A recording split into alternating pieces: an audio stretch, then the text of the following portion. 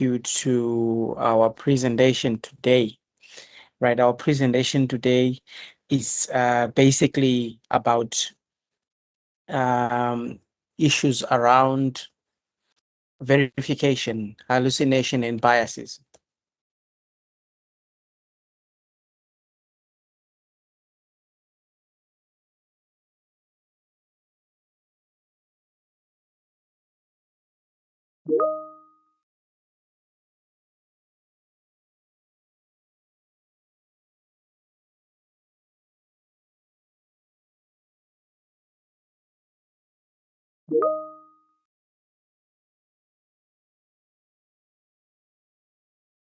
Good morning, Doc. Thank you very much.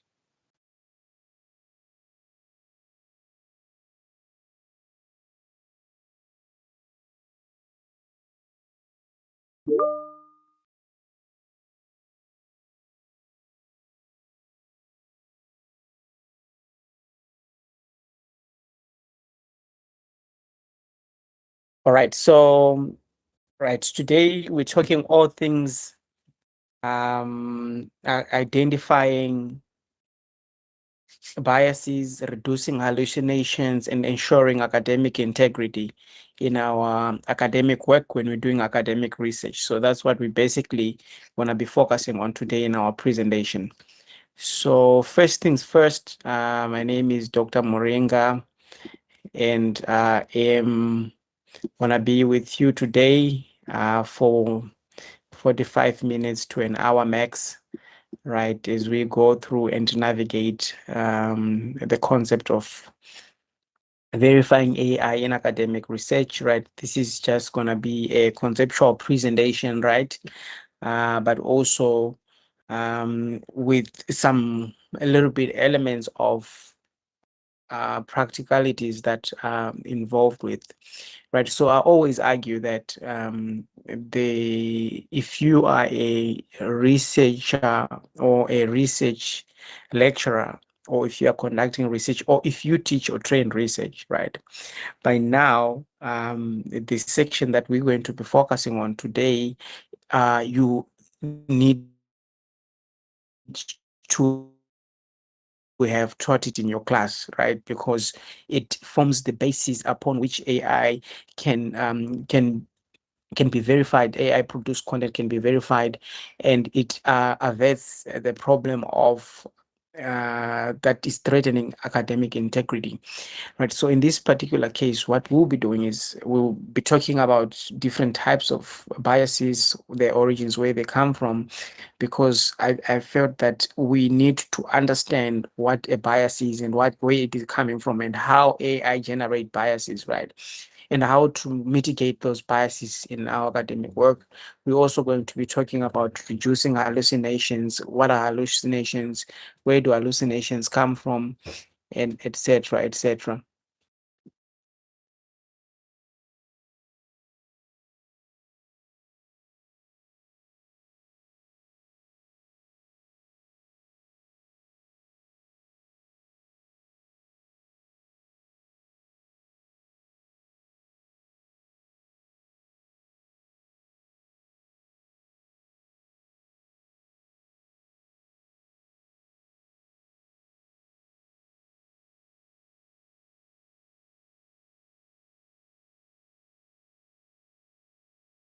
Right. So, yeah, but before we get to why this workshop matters, right, we need to understand why should we, as researchers and as research teachers, research educators, and lecturers, why should we, in the first place, care about the concept of bias, hallucinations, and verification in our academic work? Why are these things important, and why should we worry ourselves about those? Right. The reason why these should be treated with caution is, number one, uh, we understand that 73% of researchers use AI tools regularly, right? And this number is long increased, right, with current and recent research that has been released. And we also understand that 68% of researchers assume AI outputs are accurate, which is worrying, right? This is 60%, 68% of AI users. They assume that the output that comes from AI is accurate, which is a very huge problem and a concern, right? And 45% have also encountered AI research, error in research, right? This is, I think, this is what most of us have experienced, that you'd see that there are errors here and there when you generate your work or your output. That is if you're verifying that output that comes from AI, right? And 30% more likely to cite unverified AI references. And we've had a lot of cases. I know for PhD theses that I've been called to advise on deans and academic leaders regarding what should then be done in terms of a student has at least 20 or 25 citations, right, that cannot be verified, right, that are fabricated by AI. And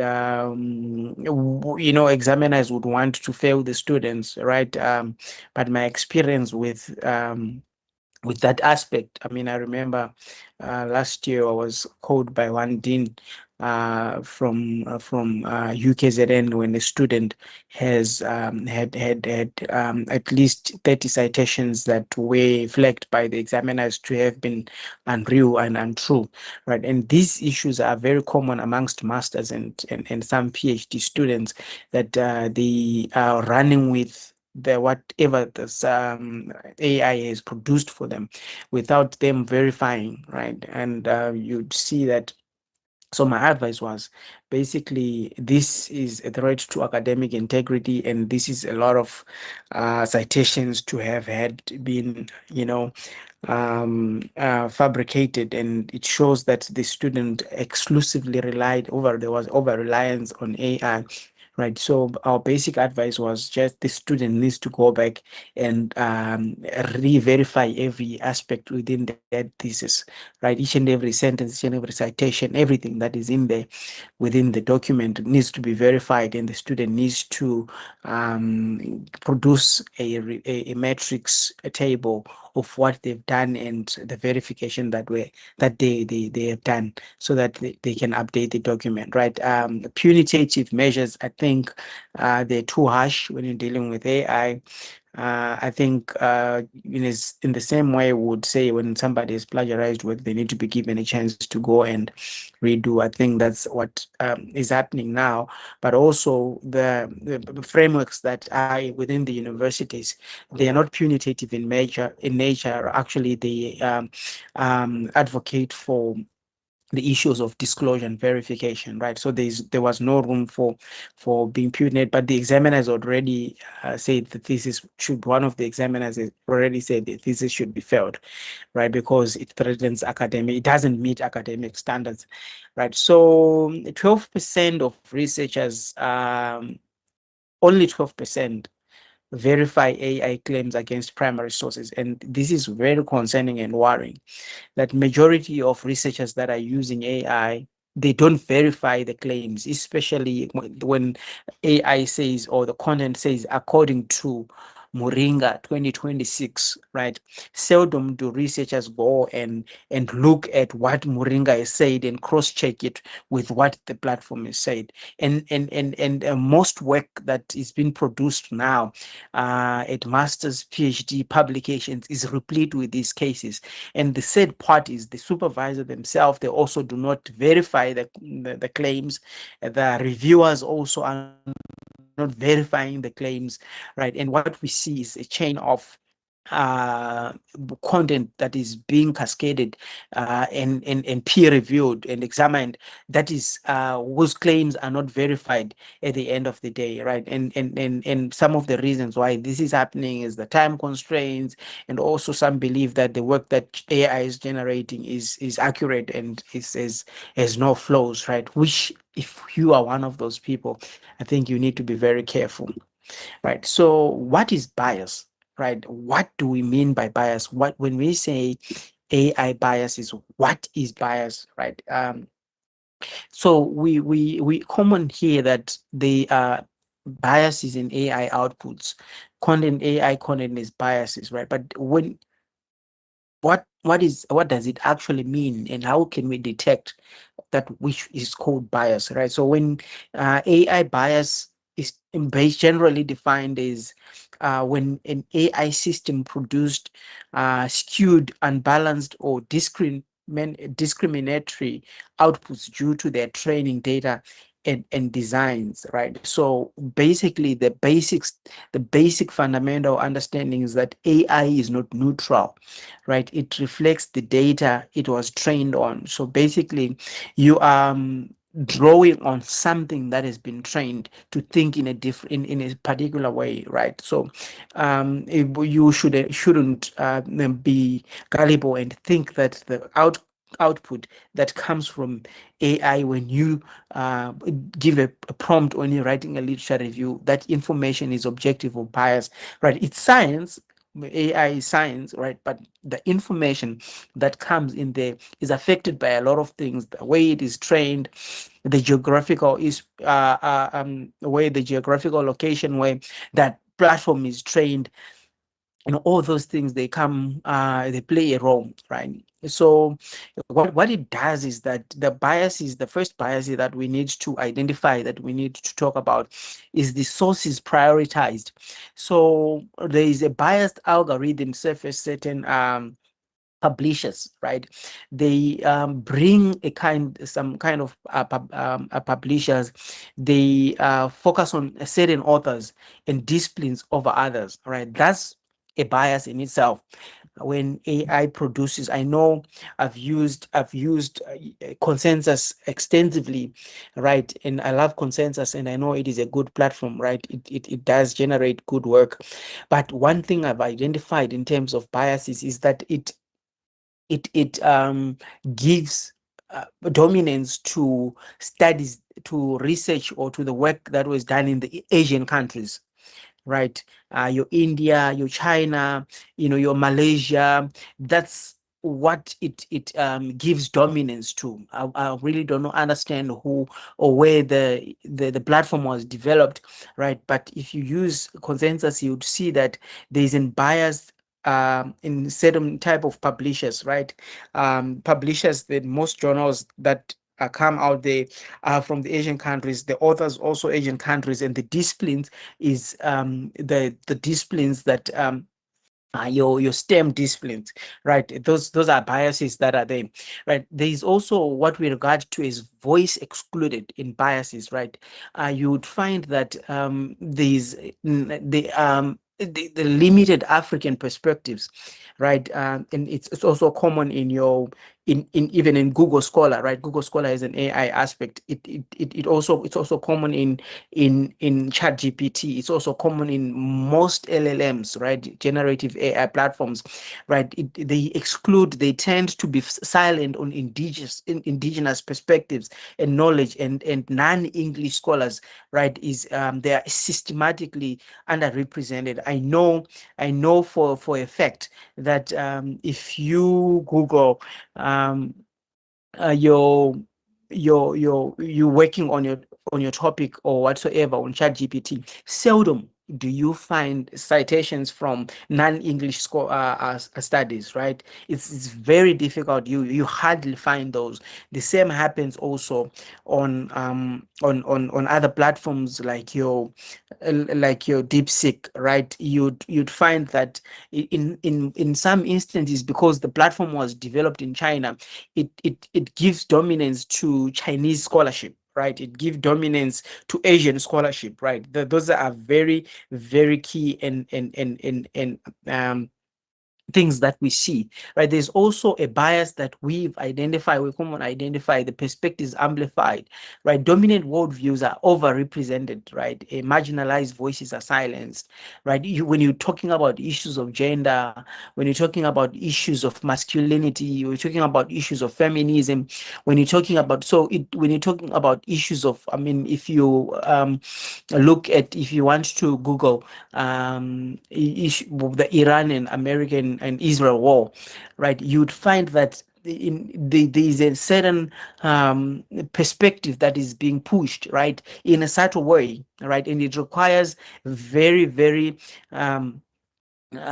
critical thinking and critical analysis of that output for you to actually understand that the dominant worldviews, the dominant perspectives that are being pushed here are those that some people call imperialistic, right? So interpretation shapes is another common bias that is common in AI output, right? Interpretation shaped bias influences theoretical framing, right? Conclusions and research findings. There is a tendency to lean towards some kind of conclusion and theories, right? In most theories, I mean, this is not a new problem. The issue of theoretical frameworks, right, and theoretical framing, right, most theories that we use and that we use in the global south, the western developed theories, right? So you'd find out even if there's a theory that is more relevant to the study that probably might have been developed right in the global south, it won't be given privilege. I know, for an example, I was working on a paper on curriculum responsiveness, right? I was working on a paper on curriculum responsiveness a few days ago, and I was working on that paper on 3 different platforms. I was working on it on Elicit AI. I was working on it on Science Space. I was working on it on ChatGPT. So I was using these tools at different stages of developing this paper, right? And then I got to a point where I wanted to search for the right theory to use, right? And the first thing that came out was that the AI ChatGPT lied about the theory. There was no theory like that, right? And then I know that the best theory to use, all right, in my study, because I've used it before, was the more theory of curriculum responsiveness, right? This more stratified theory of curriculum responsiveness, and more is a South African, and they developed the theory here in South Africa. Then I said to ChatGPT, are you aware that the most theory of curriculum responsiveness can be having I was having a conversation with ChatGPT saying, how about if I can use the most theory of most model of stratified curriculum responsiveness? It talks about all those different stages of curriculum responsiveness, right? And ChatGPT said, you can use it, right? You can use it. That was the response of ChatGPT. It said it's a good theory, you can use it, but there are more uh, dominant theories that have been used before that you can use, that are more strong and they can apply more to your study, right? But I'm looking at the research questions that I was focusing on, and I'm looking at, using my human judgment. I'm seeing that this most theory actually answers my research questions more than these theories, and some of them were not true, that ChatGPT was suggesting for me. When I went through to look at that, those theories were very dominant theories. I mean, in the Western concept of curriculum responsiveness, but I wanted to do curriculum responsiveness within the African context, right? So those biases are there. So we need to look and understand that beyond what you've been given, you need to also have an understanding of the different theories that are there. So where does this bias come from, right? What is the source of bias in AI output, right? So the concept, the diagram that you see there, the circle that you see there, is that in the middle, what we're doing is that we train data, right? We're training our AI platform on a set of data that we have, right? We collect an amount of data, or on websites, or on databases, that we have, right? And most of the platforms that are developed in the Western world, right, the data is seldom trained on databases in the African context, right? So then after the data is trained, there is now data curation, right? Then after data curation, now there's an algorithm design, right? And these 3 steps, right, determine the output of what we are going to see. And on the right side, what we have is that the geography might be overrepresented, right? For example, Western and global North perspectives now dominate the training the data set, right, then the language bias, right, the non-English scholarship is then severely underrepresented, right, in the training of the data.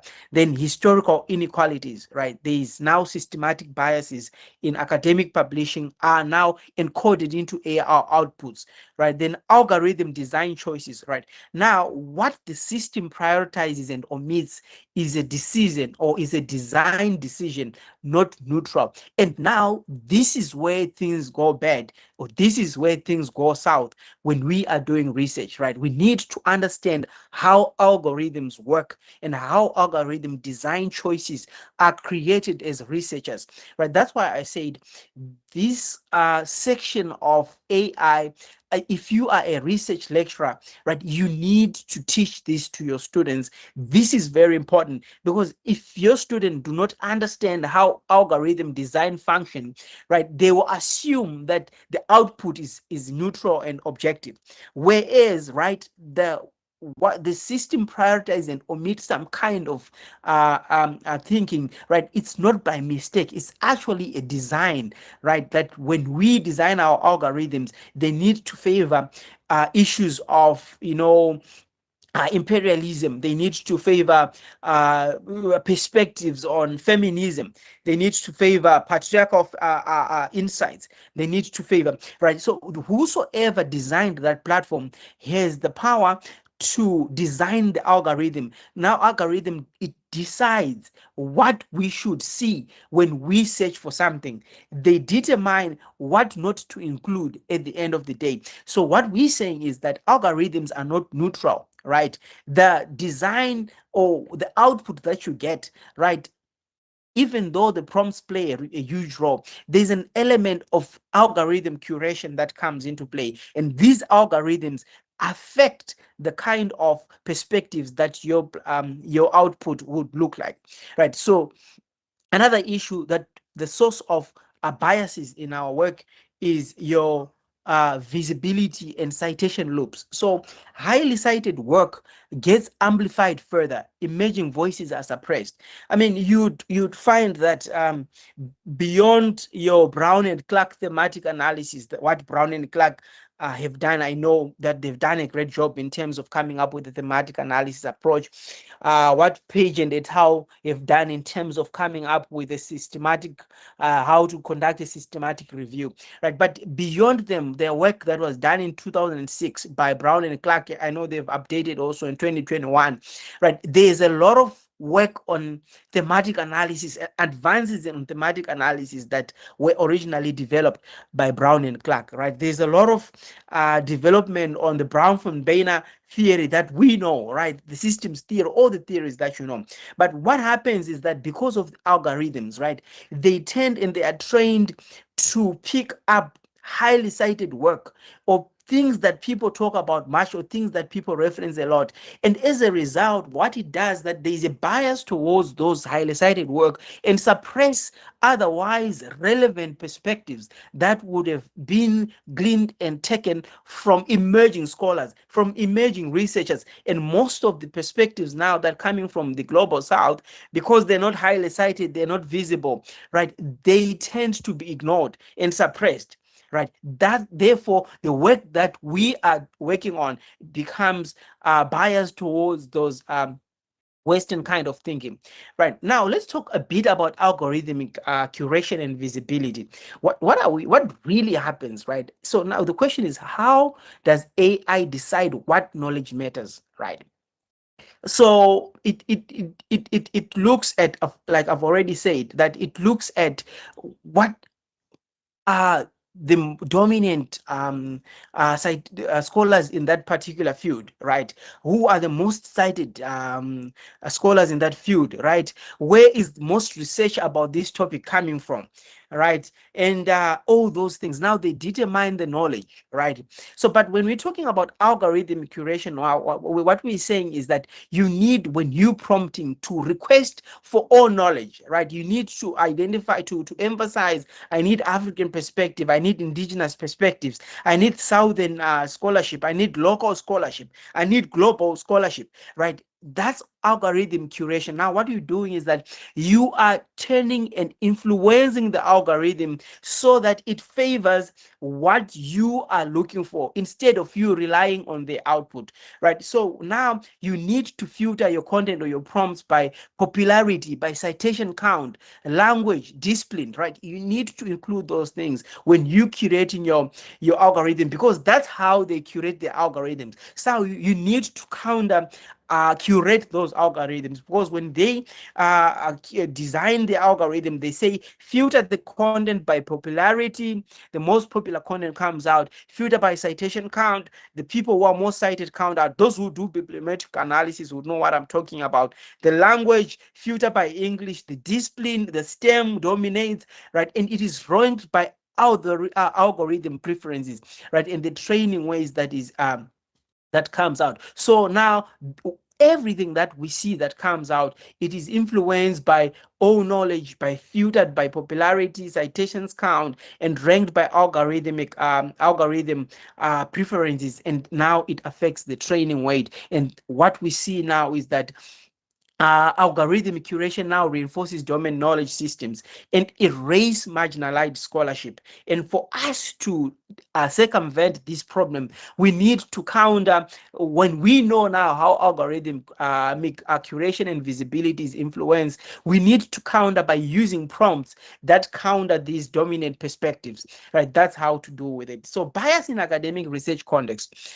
right? So examples of bias in research outputs. Number one is theoretical bias. I've already mentioned this one, right? AI prioritizes Western theories, like your Eurocentric frameworks, over African, indigenous, and decolonial perspectives. I know decolonial perspectives, they rarely show up. They rarely come up in when you just prompt, AI from the blue, right? Then the methodological bias, right? Quantitative studies receive more weight. Qualitative, participatory, and narrative research is undervalued, and I'll explain to you why this happened. Right, the platforms that were developed in the US and in Europe mostly, right, they are influenced by the trajectory that research priorities in those countries, right? You'd know that the European government and the American government, they're downsizing on funding studies that are not quantitative in nature, right? Qualitative research is not receiving much funding, right? So when these guys are designing their platforms, right, they design them and train them to support that kind of studies, that kind of research that is funded, right? As a result, you'd see that when you're looking for studies, or when you're doing a search for literature, right, on these platforms, the highest number of studies or literature that comes out is that which is quantitative or mixed method is in nature, right? So identity bias, the issues of race, gender, class stereotype appear in AI generated examples. For example, case studies. You need to look at the case studies that you'll be given in those studies that come out, the languages that comes out. It dominates American English, right? Even I know ChatGPT, if you are not wise, right, it gives you the American dashes, it gives you the organization with a Z or analyze with a Z, right? That's because it is trained in the United States of America, right? So those are identity biases. And the framing biases also. Research questions, findings, and conclusions can be shaped by hidden AI assumptions and bias outputs, right? You even if your findings, right, you've analyzed your data on AI using ChatGPT or any other platform, right? Let's talk about qualitative research.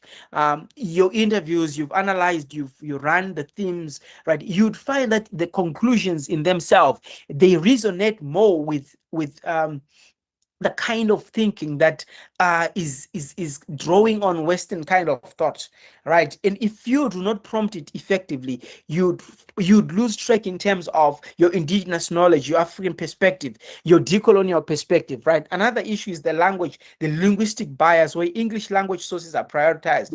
We've already mentioned this right now, but the other aspect that we need to look at, what are hallucinations, right? We everybody talks about hallucinations in AI. AI. What are hallucinations and how do we avoid hallucinations in our work, right? So hallucinations is when an AI system generates false, misleading, or entirely invented information presented with full confidence and fluency as if it were fact. All right, I'll give you an example that there are people who pass interviews, right? Because what they lie with a straight face, right? And they lie with confidence, right? And when they are lying and presenting that information to you, the way they present and package that information is such convincing to the extent that you think that now we have the right candidate, right? But the person is actually lying. So what happens is that the person is actually hallucinating. They're presenting information as if it were fact. But what gives them the ability to be convincing is the good English, right? Is the structure of the sentences, how they framed themselves, how they present themselves. And that's what is common in AI outputs, right? You'd see that AI has a tendency to fabricate references, right? Real authors' names are paired with fake article titles, right? And now, because if you are a lazy researcher, you don't want to go and verify, right, that information, because the structure of that citation actually looks proper, right? It follows the APA's type of citation, and it follows the Harvard style of referencing. All the italics are there, all the punctuations are there, right? And you know the author, right? But what is missing there, or what is wrong there, is that the volume is wrong, the co-author is wrong, or the surname is wrong, right? And if you don't verify those things, right, that's where the problem becomes in, right? And another issue is of invented statistics, right? AI makes up a number of statistics and percentage cited as research, right? And because they are within a sentence that makes sense and giving credence and weight to your paragraph or to your point that you're putting across, you'd think and you believe that no, this is true, right? But you need to go and verify that, right? Then the false theories, there is the AI lies, false theories, right? And you need to verify theories. You do not rely.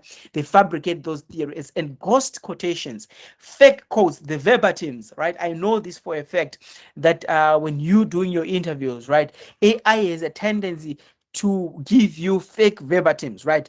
What it does is that it looks at the flow of your argument, right?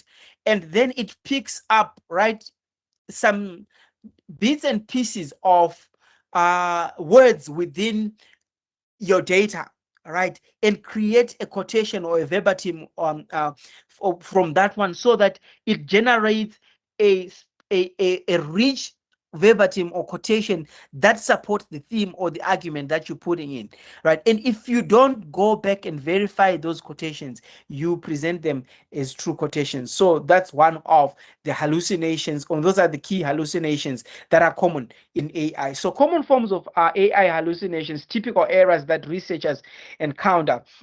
And this is the tables, that the graphs that we hear here. The researchers reported hallucination types, right?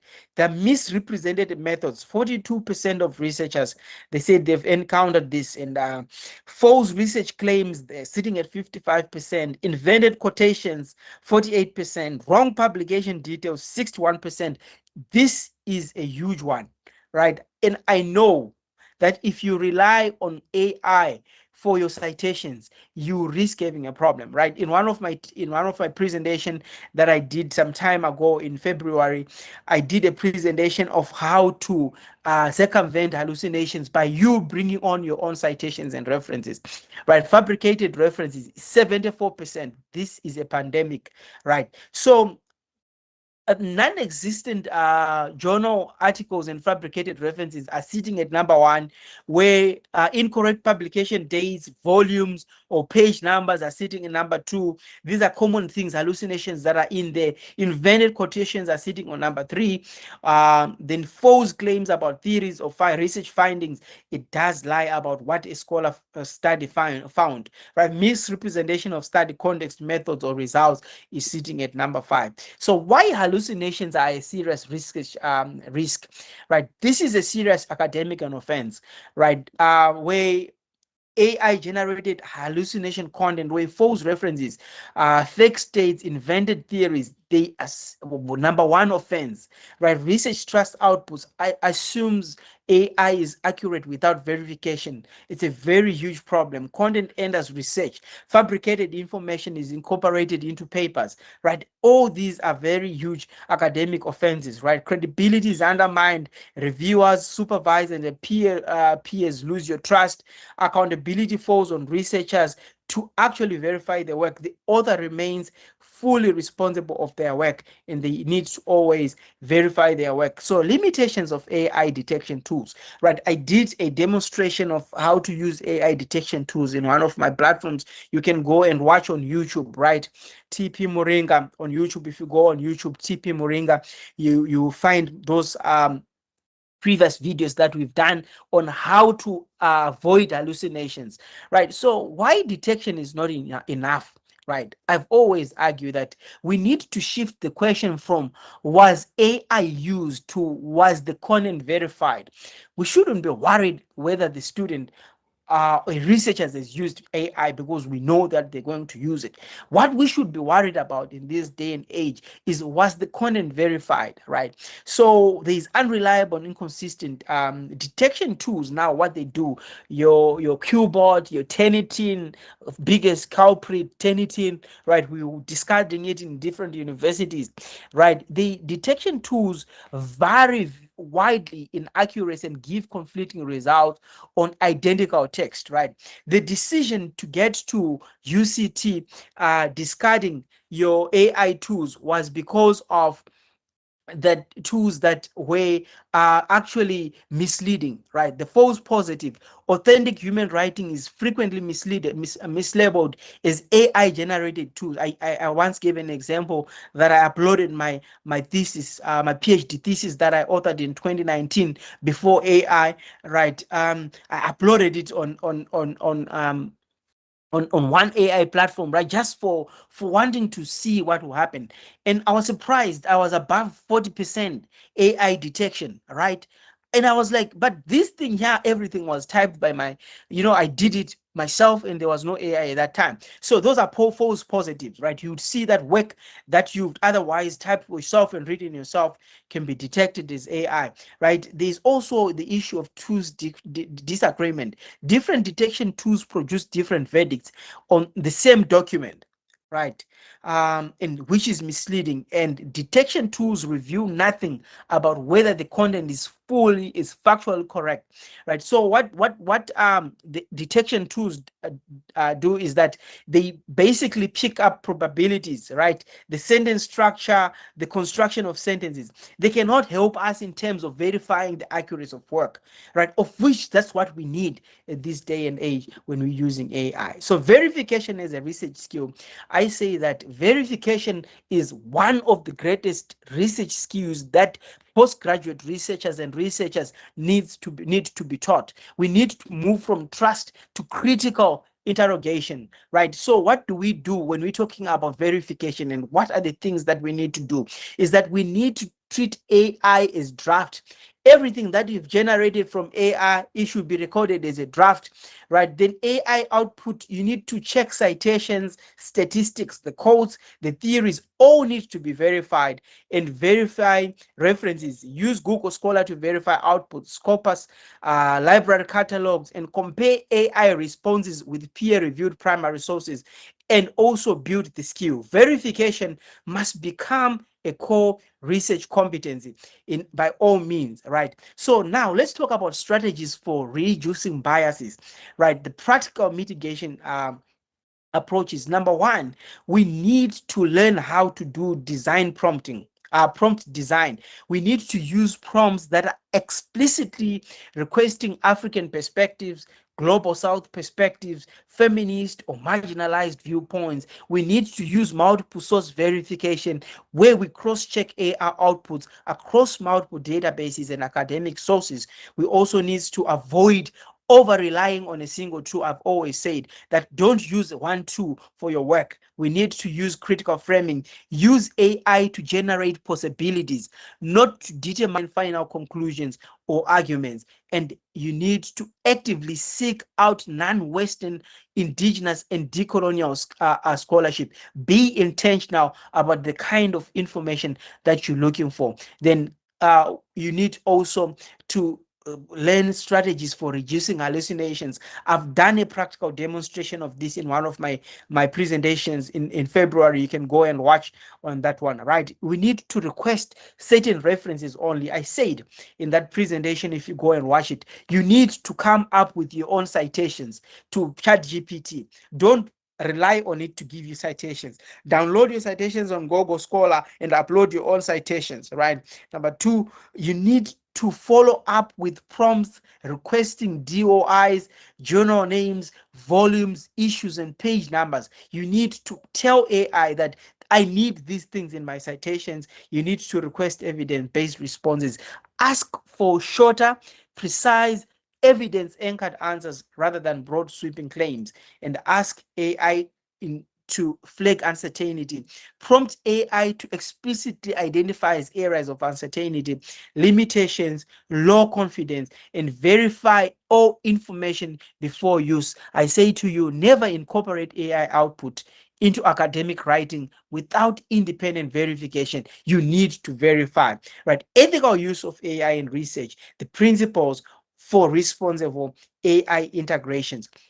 Right, we're saying to you that you are responsible for the quality and accuracy of your work, and AI is a tool, not the author.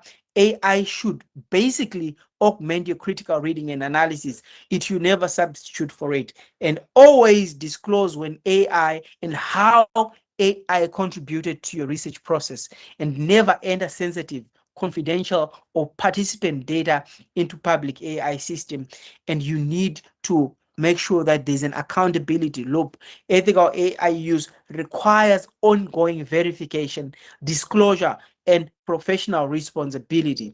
Right now, as we round up and sum up the key takeaways from this presentation, ladies and gentlemen, colleagues, is that AI can support research, but it is not always accurate or neutral.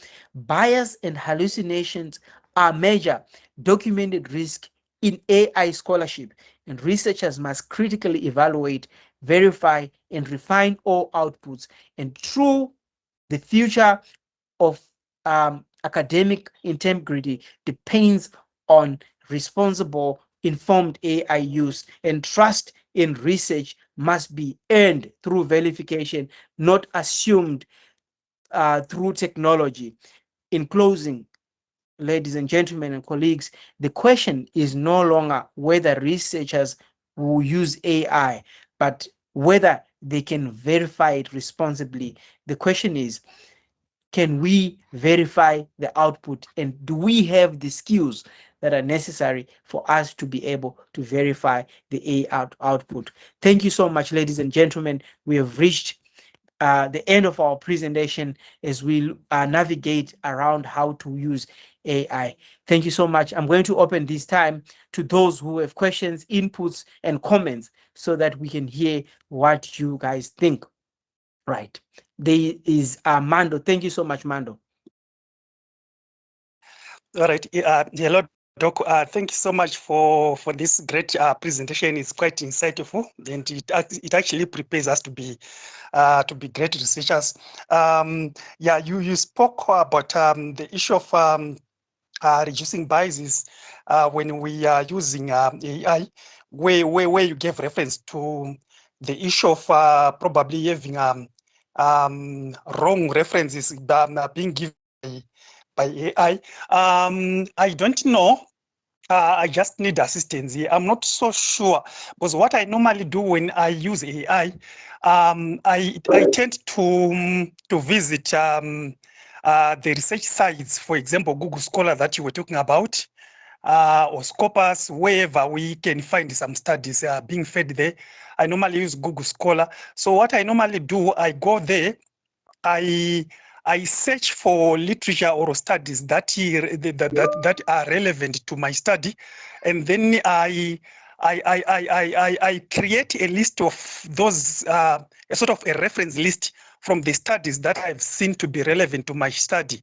So I actually create a Word document with a list of references that upon which my literature is going to be developed. And then when I develop, or when I have such kind of a reference list, I then feed the same reference after scrutiny and checking for relevance. I then tend to feed that list of reference into, for instance, ChatGPT. Now I then instruct ChatGPT now to make a literature review based on the list of reference that I've already generated myself directly from the Google Scholar, because I already have a predetermined list of references that I've taken myself, rather than having the reference retrieved by Chat GPT directly. So it means the task for the Chat GPT in this case now is simply to make a literature review based on the references that I've already looked at and have already prepared myself. So I don't know whether it's a good idea, but this is something that has been assisting me to ensure that when then I request the final list of references upon completion of my paper or my chapter, I'm now pretty sure that the list is going to be the one that I've instructed ChatGPT to use in the first place. So this is one method that I've been using to also try to address this issue of bias. Thank you so much, Doc. Yes, appreciate it. That's a good one, right? Well done for doing that. Yes, in one of my presentation, I've demonstrated that, right? And you're doing well in terms of avoiding the level of citations, right? But I want to bring to your attention that you've dealt with one aspect of hallucinations, of avoiding hallucinations, which is the citations. Right, so you've averted the problem of citations, right? The problem that you've not dealt with is the problem of verifying whether what ChatGPT picks up and presents to you as ideas and insights from these citations are actually true, right? Because the second level of hallucination is that uh, it, it can argue for you to you that according to Moringa 2022, because you already put Moringa, so you are confident that in the Moringa citation, I'm the one who provided it. It can say according to Moringa 2022 or 2026, which is right, right? But what follows after Moringa 2026 might be a hallucination, might not be true, right? So that needs to be verified, which ChatGPT is claiming to have been said by Moringa.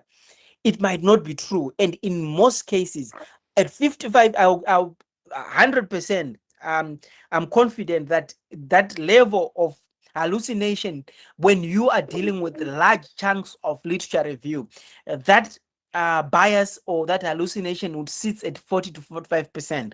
If you are generating a literature review of more than 2,000 words, right, you have chances of 20% of what ChatGPT is going to claim to have come from those authors not actually being accurate, right? Because remember, we're saying you are training it on data, and what is going to do is going to pick probabilities, right?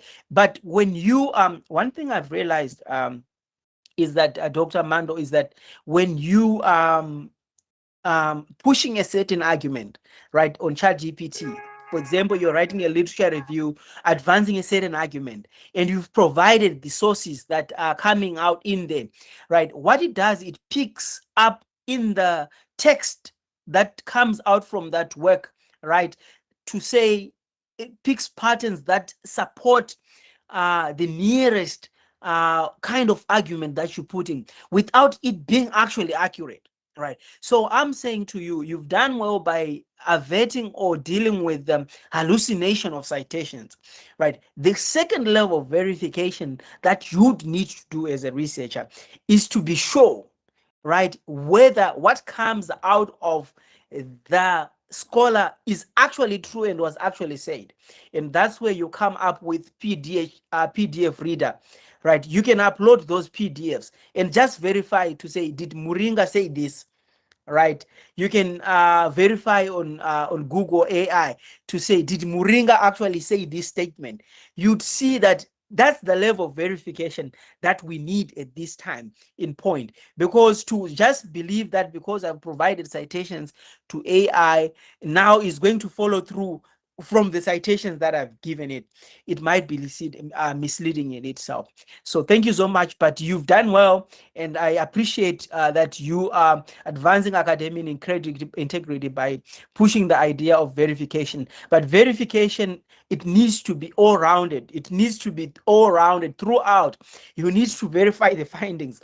You need to verify the quotations. You need to verify every single thing, right? So that at that point, you need to be 100% confident that whatever I'm going to cascade here is actually true and accurate. And it's a sad reality that at least 68% of researchers and students are confident and they think that the work that they are generating there is accurate, which indeed might be misleading. Let's hear from Patience Chowachong.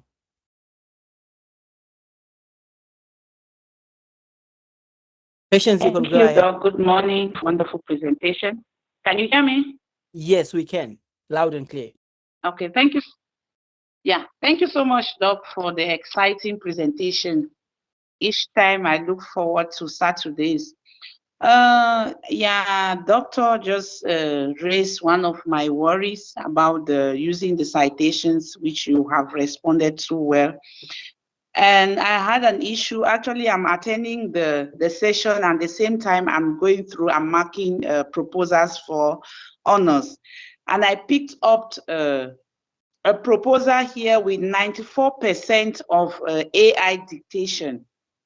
So I was just asking, how do you deal with this proposal with 94% AI that is being dictated? Because I've opened it up. I know that sometimes they will tell you it can be that it's not from AI, but when I open up from turn it in, it actually shows me that this work has been generated from AI. So it's a proposal. Yes, so I'm just marking. So that's one question. And then the second question was, you gave an example about that you uploaded your thesis, which was written years back. By then, there was no AI. And I say, how did you now handle the false dictation, like the 40% that you saw that your AI was indicating that, Turnitin was indicating that 40% of your thesis that was written before AI, the existence of AI. How did you handle that false dictation?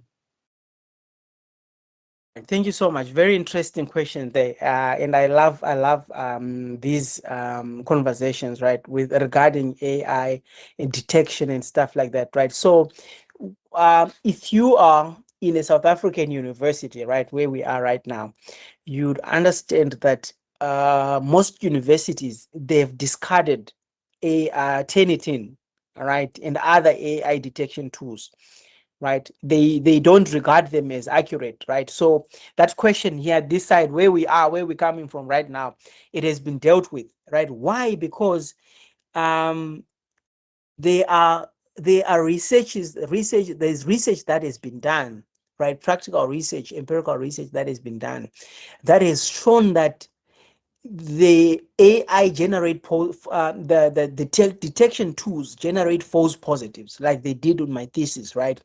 But again, where they are accurate, right, the results might vary according to platform, right? And Turnitin, one of the most reliable platform used for decades, right? The platform was not designed to detect AI, right? The platform was designed to detect similarities, right? So the aspect of AI detection that was infused in that system, right? It's not as accurate as we want it to be, right? Because it is number one in making false positives, right? But we can use it just to have an idea, right? But the 94% that comes out from there, it should be treated with caution, right? So the judgment as to whether we should proceed with this proposal or not depends on the human judgment, not on the percentage that comes from AI, right? Depending on the geographical context where you are in at the moment, right? I don't know what your university says about this, but universities down here, they actually say, what are you as a researcher or as a supervisor or as a reviewer thinking about this kind of work? And we said the question in the age of AI, and specifically agentic AI, should no longer be whether AI was used, but was verification done, right? So when we are drawing on that premise as to say, was verification done, that we move from being worried about the percentage to being worried about whether the citations are right, whether the arguments are accurate and true, and whether that information that is there has been verified. Whether it was AI generated or not, what we should be worried about is whether the information is accurate, right? Is stand the academic integrity test, is academically sound, right? So we say, let's not worry about the 95%. Let's now look at the specifics of the work that has been word by word, text by text, sentence by sentence.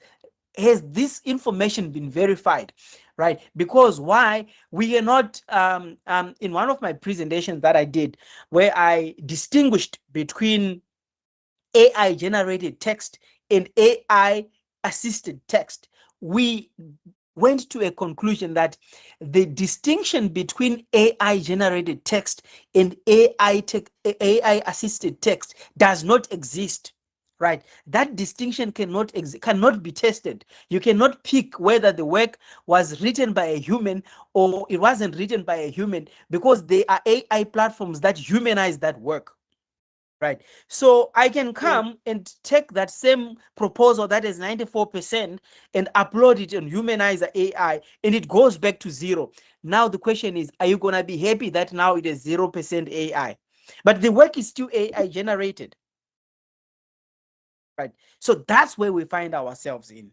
Right. So I would advise you to say, beyond being worried about the 94%, sit down with the students and look at if they understand what they've generated. Have conversation with the student, ask for the prompts, and Okay, see. thank you so much, Doc. Yes, Let me just, yes, yeah. yes.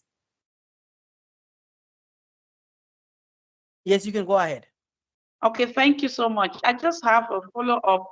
Yeah, Yes. what I did was, I'm actually the proposer. I am their research methodology lecturer. Okay. So this is like an assessment, an assignment. So I'm marking. So they have their supervisors.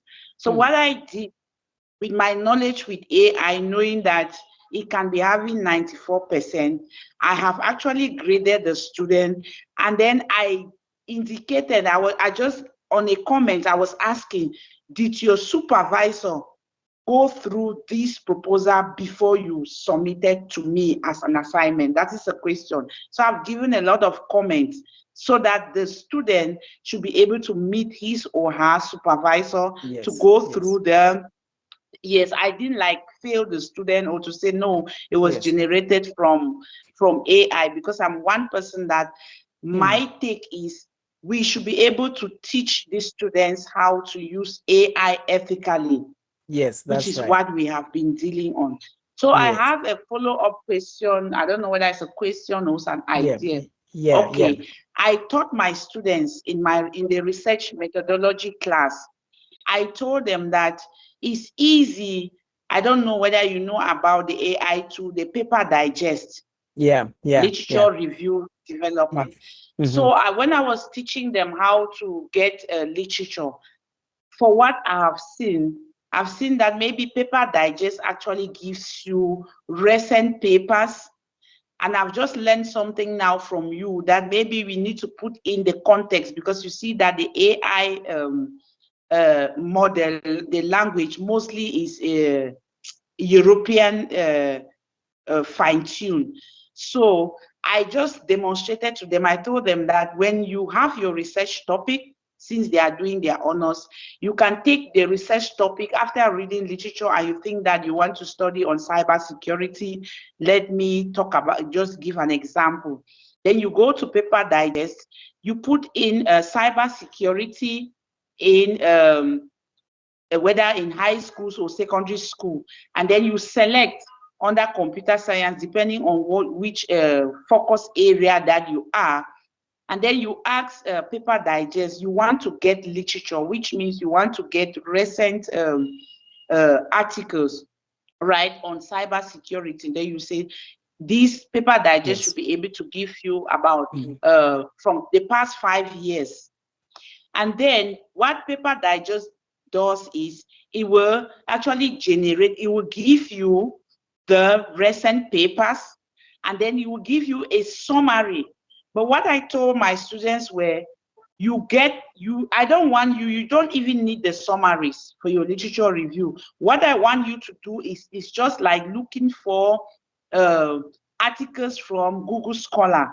So you will now go at the end of Paper Digest, it will summarize, and then it will give you the literature that he has been able to summarize. So you take the articles from Paper Digest. Now you can now use it on any AI tools to be able to write your introduction, your literature review section. So that's what I taught them. But you know what happened? Now the students, they just went, generated it, and they were telling their supervisors, no, Dr. Patience taught us that we can told us to use AI to generate our proposals. Yeah. So No, some of the supervisors were calling me. I said, yes, I have said we need to teach this. There's no way we can say we don't want students to use AI, but we should be able to teach them how to use it correctly.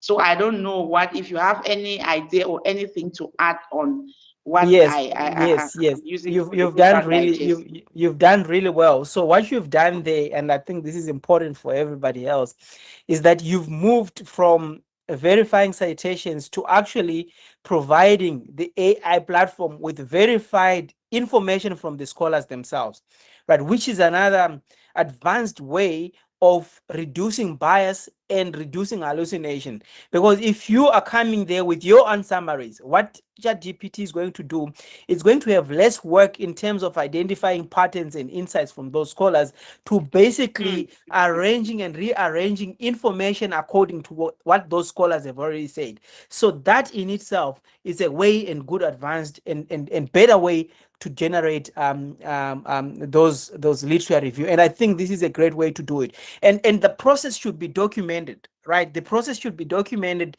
because that's where the issue of disclosure comes into play and transparency. Because we shouldn't be worried as researchers whether AI was used. What we should be worried about is how it was used, right? And I'm a big advocate of saying, for your assessment templates or your marking rubrics, right, they should have different marks for each and every step. You should have 10% for searching literature and how you search literature. A person who searches literature in a more innovative way using different platforms should get more marks, right? Because that person is innovative, right? Than a person who just goes to Google Scholar, right? A person who uses connected papers should get more marks, right? A person who starts with a systematic review should get more marks. A person who has done verification using different platforms and they are able to disclose and document that person should get more marks, rather than us marking the final document and evaluating the final document. A person who has demonstrated verification and adhering to academic integrity should get at least 50% of the whole entire assessment, right? Because that person has done really, really well in terms of ensuring that their work meets the academic standards and integrity. So you really, really doing well in that, and thank you for that. And I hope that everybody in this platform will take a leaf from that. Right, let's hear our legend, Dr. Simi Siabonga. We met yesterday for a consultation at our office, and we had a very fruitful engagement. Thank you very much, Dr. Morenga.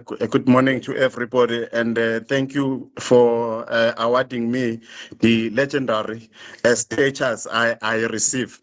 Indeed, it was great meeting you in person yesterday, Dr. Morenga, and today I really do not have a question, but I just want to share with everybody in this platform that after this presentation that you have made today, the bottom line is that human judgment cannot be replaced by AI. The bottom line is that as a researcher, as an author of a document, you take full responsibility. And how you do it, you ensure that you verify, disclose, and ensure that you use AI ethically. In closing, Dr. Moringa, you are correct. Most universities, I work for a university, I am a student at another university, and the pattern that I have observed is that indeed most universities are now moving towards discarding, turn it in, but they are moving towards ensuring that whatever you do with AI, you must disclose, you must inform the university how you arrived at the answers or at the papers that you give to the universities. Thank you very much, Dr. Mrenga. Yes, appreciate it, Dr. Simi. There, you always come up with some rebuts that are so powerful, right? Let's hear from Chipo. Thank you so much, Doc, and thank you so much for the insightful presentation. Mine is a comment, really. So I started using AI like this year, I would say end of January, when I started, uh, going through your work that you had been presenting and also attending the Saturday workshops. And my comment really from my experience so far is AI really, it is a tool and it does not take away the aspect of reading as a researcher. So as a researcher, I had done the reading the hard way and I'd developed my proposal, which was approved the hard way. I done my full literature review chapter, my methodology the hard way. And all I started doing when I started using AI was to see if there are things that were missing in my study. And as I do the verification process, like you have presented to us before, I've realized that reading can never be replaced by AI as a researcher, because the verification process for me, after doing the hard work, I can easily say, no, some of these claims that AI is saying, they are not true because I've done the homework of reading. So what that has really taught me is to say, if AI is suggesting new references for me that I had missed out, I read them through, because I have identified some declarations by AI which do not tally with what I have read before. So while it is a good tool, verification can never end evaluation. It can never be excluded. And reading, you definitely need to read as a researcher. You cannot assume that what AI is saying is correct. Thank you. Appreciate it, Chipo. Thank you so much for those for that rebut. Yes, it does not. We can never replace human reading.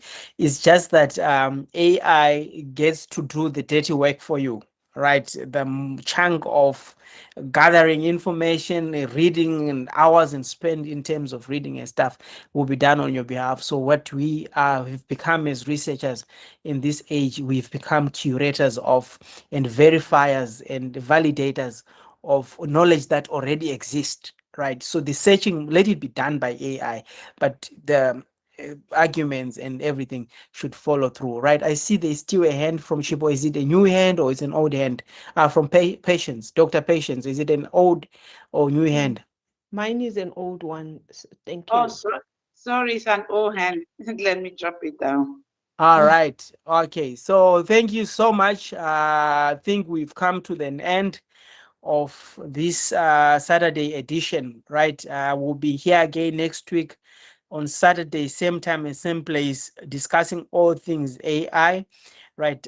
We need to come in back with some practicals, right? And get to do some practicals a little bit and see what we can get out of AI and bring in some agents. Right. I think we're going to be focusing more, understanding that most of our students and PhD and masters are doing their proposals, or some are doing data analysis and stuff like that. So we're going to be coming in with some practical steps of doing this, right? And we're going to be introducing also writing manuscripts, journal articles in no time, and coming up with different ways to complete our journal articles, because that's a very important field also that we need to focus in.